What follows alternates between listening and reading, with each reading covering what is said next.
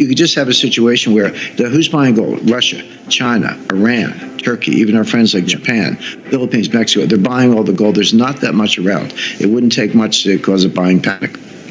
By the way, we've seen all of this before, from the panic of Black Friday, 1869, and what they used to call gold points in the early 20th century. But yeah, first of all, I applaud the president and Elon Musk if they're going to Fort Knox. I think that's great. I think it'll be, I call it the mother of all photo ops.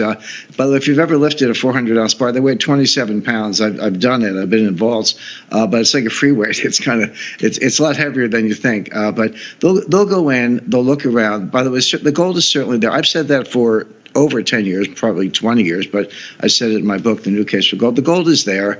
Just think about it. Would the Treasury let the president go to Fort Knox if the gold wasn't there? Of course they wouldn't. So they're going to go there. The gold is there. Well, here's the thing. Blythe Masters, who ran global commodities for J.P. Morgan for a very long period of time, she knows more about this than anyone. She's left the bank and on to other things. She had a quote, just a couple words, and I found it on the internet. I verified it, but then it kind of disappeared. It got scrubbed. But she said, "Gold never settles." And what that means is that the amount of paper gold transactions, gold futures, gold forwards, unallocated gold, leasing gold, etc., the amount of paper transactions is easily 100 times, probably more, no one knows the exact number, but easily 100 times the amount of physical gold. Now, what she meant was, as long as all the longs and the shorts and the lessees and the lessors and the paper gold holders and everything kind of roll over their contracts, some get in, some get out, it's all good. But if you actually had a situation where the holders of those who are long the paper gold say, you know what, I think I'll take physical delivery. Call the CME, or call the COMEX, or call the Treasury for that matter. Call anybody. Say, deliver the gold, please. You couldn't do it. It would be physically impossible. So what would happen then? You'd have the greatest short squeeze in history. You'd have a mad scramble for physical gold. The price would double probably overnight, and then just kind of keep going from there.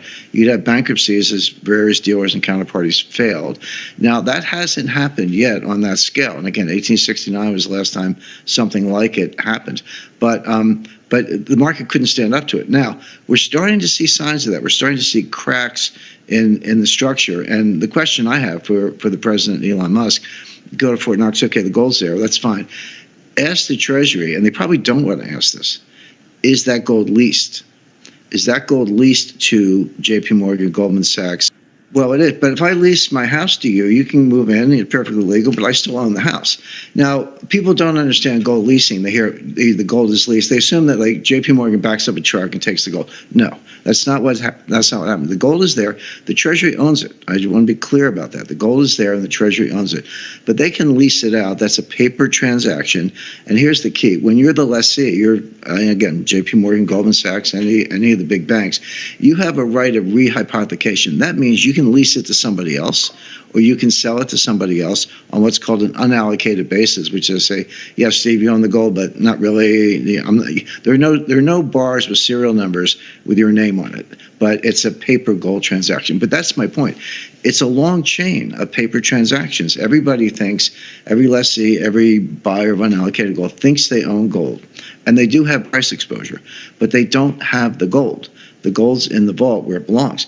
But you can actually make money leasing. How could you blame the Treasury for, picking up a percentage point or two on the gold by leasing that? But the bigger point, the one you refer to, is that the chain of paper gold is 100 times the physical gold. You couldn't possibly settle all those transactions. Now, by the way, I understand gold leasing. I just described it. I don't know for a fact that the Treasury gold is leased. I suspect it is. I don't know that. To me, it's a question, but it's a question that the Treasury may not want to answer. Sure. I mean, Silicon Valley Bank had about 3% of their deposits were FDIC insured. The rest of them were completely uninsured. So you're basically, as a depositor, you're an uninsured creditor of an insolvent institution. So that's exactly right. Except fractional banking, they at least require maybe 5 up to 10% capital in different flavors, and the rest is leverage. We're talking about a market with maybe 1%, probably less. In other words, leverage 99 to 1. And that is the issue. Now, even in just take the futures exchanges, the COMEX, gold futures contracts, they have a vault and there's physical gold in it. And if I'm long a futures contract, I'm allowed to put in notices, say, I'd like to take physical delivery. But I'm enough of a geek. I've read the rule books of all these exchanges. They all have a rule in the rule book that says we can change the rules.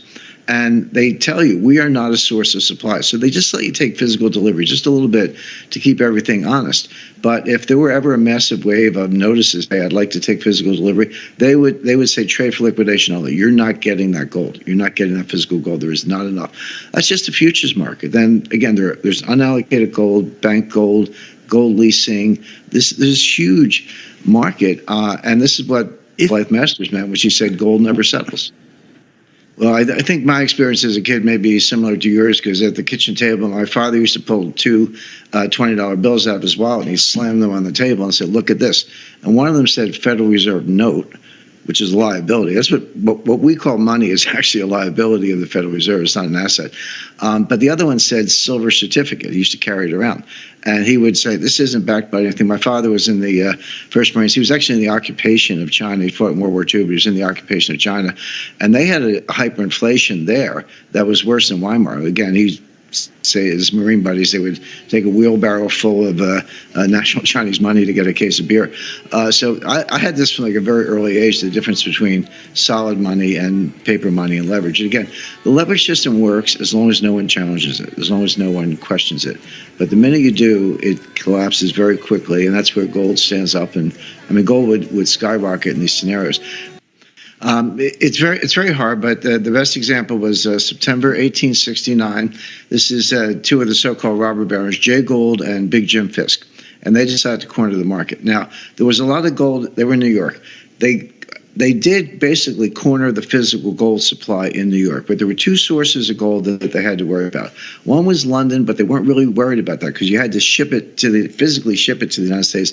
That would take weeks or longer, and they knew that would not come in time to break the corner. The other source of gold was the United States Treasury. The U.S. Treasury had gold, and they had a station in New York. So what they did, they had a middleman who was President Grant's son-in-law. And he loves his daughter. So they got an audience with President Grant. They convinced the president that high commodity prices were good for farmers. So Grant kind of naively said, yeah, you're right. He ordered the Treasury to stop selling gold. That was the green light, because once they knew the Treasury gold was off limits, the London gold couldn't get here in time. They had cornered the gold market in New York. So they launched the squeeze, which basically means you've sold gold on paper, you don't have it, so you're short. You go to buy it, but there isn't any because they've cornered the market. So this went on for a couple of days, and the price of gold skyrocketed. Finally, Sam Brown, Brown Brothers Harriman, the original Brown Brothers Harriman, called the Treasury and said, you got to do something. This is out of control. People are going broke. And they called the president. And then he told the Treasury Secretary, sell the gold. That broke the corner.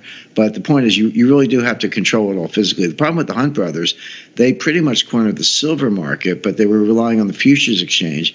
And the futures exchange at the time, as I said, changed the rules and said no physical delivery in the market. You can only trade for liquidation only. So it's hard to do. But here's the point: you don't need a good old fashioned corner. You could just have a situation where who's buying gold? Russia, China, Iran, Turkey, even our friends like Japan, Philippines, Mexico. They're buying all the gold. There's not that much around. It wouldn't take much to cause a